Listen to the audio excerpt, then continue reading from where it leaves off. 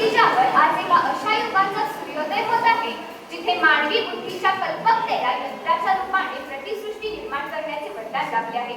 एका बाजूला मानवी प्रज्ञेचा हा सर्वोच्च चमत्कार, तर दुसऱ्या बाजूला मानवी अस्तित्वाच्या मर्यादांनाच आव्हान देणारं वाटत.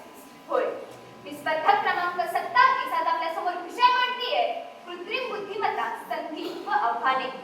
स्वतःच्याच प्रतिमेचा घडवला एक आरसा, पण आता तोच आरसा दाखवू लागलाय आपल्याला घरचा रस्ता. आपण आपल्या बुद्धीने एक यंत्र घडवलं, पण आज तेच यंत्र आपल्या बुद्धीवर राज्य करून पाहते. आपण वेगवान पद्धतीने एक साधन बनवलं, पण आज तेच साधन आपल्याला मागे टाकते.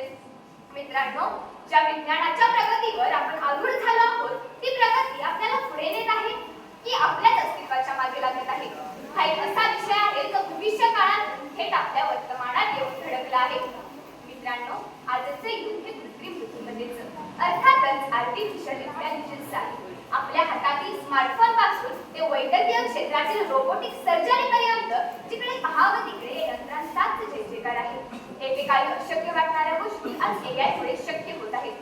बुद्धिबळाच्या पटावर मानवी बुद्धीला मात देण्यापासून ते नवनवीन कलाकृती निर्माण करण्यापर्यंत त्या यंत्रमानवाने थक्क करणारी मजल मारली आहे.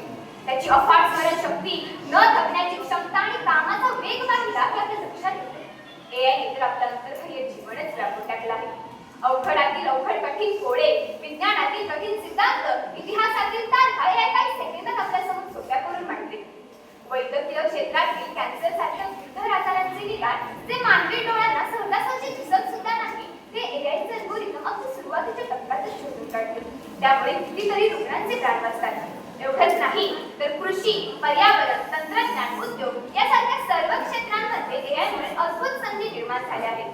हवामानातील अचूक अंदाज, पिकांवरील रोगांची आगाऊ माहिती, मोठमोठ्या उद्योगांमधील गुंतागुंतीची व धोक्याची कामे एआयच्या मदतीने अचूक व अधिक वेगाने करता येणे शक्य झाले आहे. ज्ञानाच्या या महासागरात नवविचारांचे तरंग उठताना, एआय रूपी नव्या पंखांनी प्रगतीचे आभाळ गाठताना संधीबरोबरच आव्हानांचाही विचार करावा लागतो. या यंत्राच्या वेगापुढे माणसाचा वेग खरंच कमी पडतोय का? हा प्रश्न आज प्रत्येकाच्या मनात आहे. पूर्वी ज्या कामासाठी माणसांची गरज होती, आज तिथेच यंत्र आहे. मोठमोठ्या कंपन्यांमध्ये कर्मचारी कपात होत आहेत, कारण एकच यंत्र 100 माणसांचं काम करते. माणसाच्या हातात रोजगार हिसकावला जात आहे. तर सर्व काम यंत्रच करणार असतील तर माणसाच्या हाताला काम काय मिळणार? तंत्रज्ञानाचा गैरवापर करणे, डीप फेक तंत्राद्वारे खोटे व्हिडिओ, खोटे आवाज काढून खोट्या बातम्या पसरवून एखाद्याचे चरित्र हनन करणे, एखाद्याची आर्थिक फसवणूक करणे, हे एआयने निर्माण केलेले मोठे आव्हानच. एवढंच नाही तर आता माणसाची विचार करण्याची क्षमता देखील कमी होत चालली आहे. कॅल्क्युलेटर आल्यावर काही पाठ करणे विसरले, मोबाईल आल्यावर एकमेकांचे नंबर लक्षात ठेवणे विसरलो, आणि आता तर एआयमुळे विचार करण्याची गरजही उरली नाही. सोयीस्कर झाली दुनिया, बुद्धी ठेवली गहाण. सोयीस्कर झाली दुनिया, बुद्धी ठेवली गहाण. यंत्राविना माणसाचे आता हलत नाही पाण. यंत्राविना माणसाचे आता हलत नाही पाण. आपण न कळत त्या यंत्रांचे गुलाम बनत चाललो. आपली सृजनशीलता, आपली कल्पनाशक्ती आणि आपली निर्णय क्षमता ही यंत्रांच्या हवाले करत आहोत. माणूस नात्याने, भावनांनी आणि अनुभवाने घडतो. यंत्र मात्र डेटा आणि अल्गोरिदमवर चालतं. यंत्रात माहितीचा अथांग सागर असेल, पण अनुभवाचा एकही नाही. त्याच्याकडे तर्क असेल, पण तळमळ नाही. त्याच्याकडे आज्ञा पाळण्याची शिस्त असेल, पण चुकीतून शिकण्याची माणुसकी नाही. आणि इथेच एआयचा वापर माणसासमोर आव्हान बनून उभा राहतो.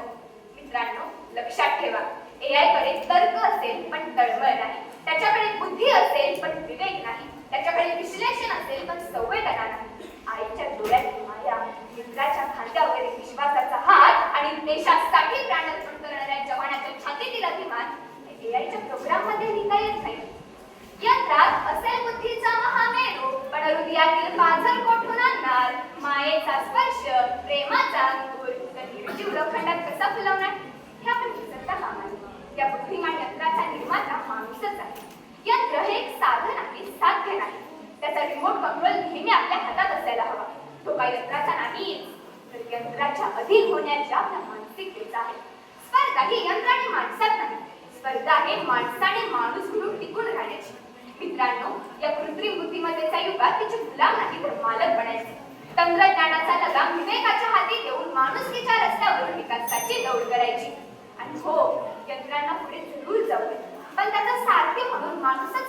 असायला हवा.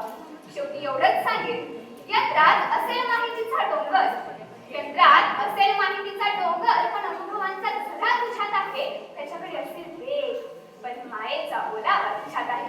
लक्षात ठेव माणसा, लक्षात ठेव माणसा, तो फक्त एक प्रोग्राम आहे, पण जगण्याचा खरा अर्थ तुझ्यात आहे. जगण्याचा खरा अर्थ तुझ्यात आहे. मनपूर्वक धन्यवाद.